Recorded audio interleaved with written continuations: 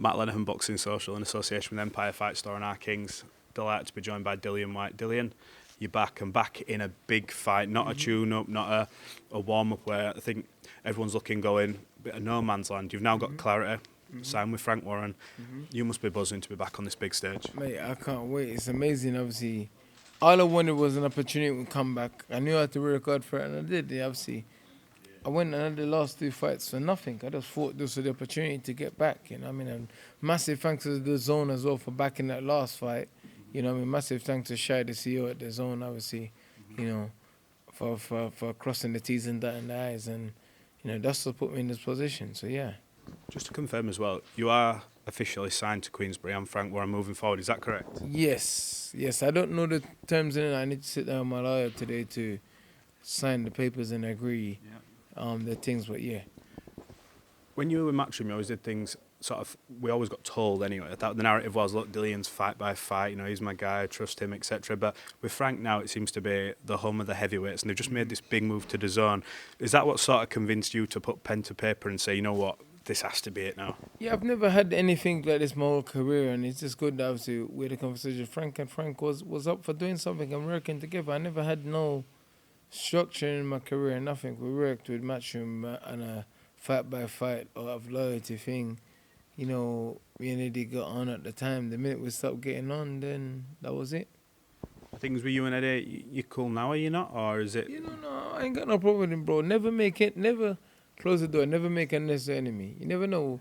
The boxing thing's always to and fro, and you never know. You know, now, Frank is on the up. Maybe in a few years, Eddie will be in the up against boxing. I feel like you've experienced quite a lot in your career, the ups, the downs, the highs, the lows, more than quite a lot. You've been through your adversities as well. Are you in love with boxing, or do you look at it now and go, this is purely a business transaction? What is it for you now? I love fighting, bro. I love fighting. I love and I enjoy fighting. Whether it's boxing, I just love fighting. You know, but obviously, this pays my bills and keep my kids in school, so yeah. It does, but with that comes big fights and opportunity to create a legacy. I feel like you've already got a legacy in boxing, especially British boxing. Fans come out to see you whenever, wherever. I remember going back to, I spoke to you off camera about the Gibraltar fight. It was rammed in there during hard times in COVID. It was a bit surreal to see so many people in one place. It's crazy. So much people I want to say thanks to that's helped me, man. You know, Gibraltar government. There's so much people that's helped me. Thanks to all of you guys. Thanks to all the promoters, the trainers, sparring. There's so much people. I can't thank everyone, bro. It's personally. Do you still want to become world champion? Is that important to you? 2 things missing from my career: being world champion and having a trilogy. If I can achieve that in the next 2 years, then I'm more than happy. When you were making this sort of jaunt back, you had them 2 fights. Before, obviously, you hiatus away, you were scheduled to fight Anthony Joshua. Was that fight ever on the table? Because obviously he's just fought Daniel Dubois. There's a gap now for him. He's got decisions to make. I would have thought when you were making this return, that would be a good one to revisit. AJ's a smart businessman. He takes his time. His skin's thick. He's got money. He's achieved whatever he's achieved. So he's smart. He takes his time. He doesn't rush and get forced into anything. And he's a thinker. He likes to think. I think he thinks too much, to be honest. Because I'd have jumped straight back in against Daniel Dubois. Yeah. But he's a thinker. So, I don't know.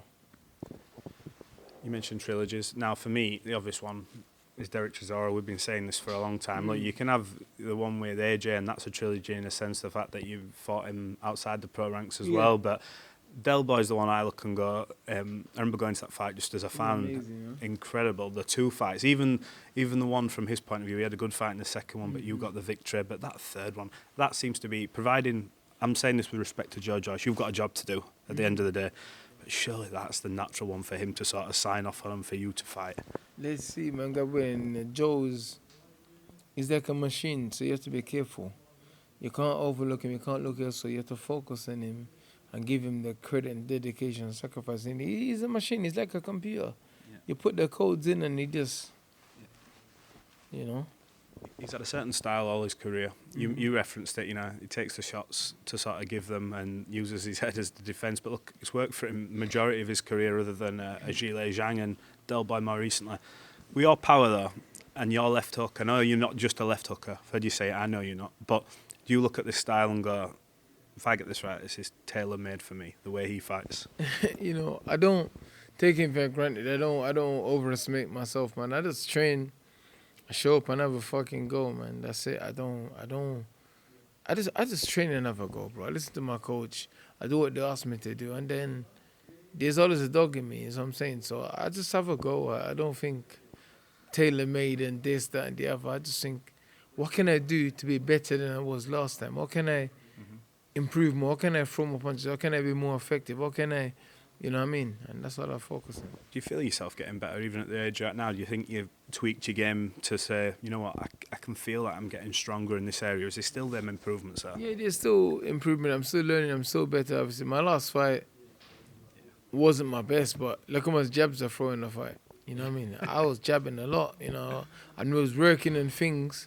Even though body was like, okay, it's not, body's like, oh, go check this out, go check that out. It's like, yeah, no, you're getting it, you're doing something, but I know I can be a lot sharper, a lot more effective, and that's what I'm trying to focus on. I look at someone like you, and I think from when you first started, and I remember the story, the backstory, and you were like, do you allow yourself to look back and go, wow, life could have been so different, and I've managed to get on these stages, sign with these promoters. It's been an incredible ride. I try not to look back too much, you know. I try not to look back too much because my past is full of all kind of madness. I just try and look forward and try and be as dedicated as I can to pressing forward, you know, because sometimes you look back, it's good, and then sometimes you see too much negative and you start questioning things, you know.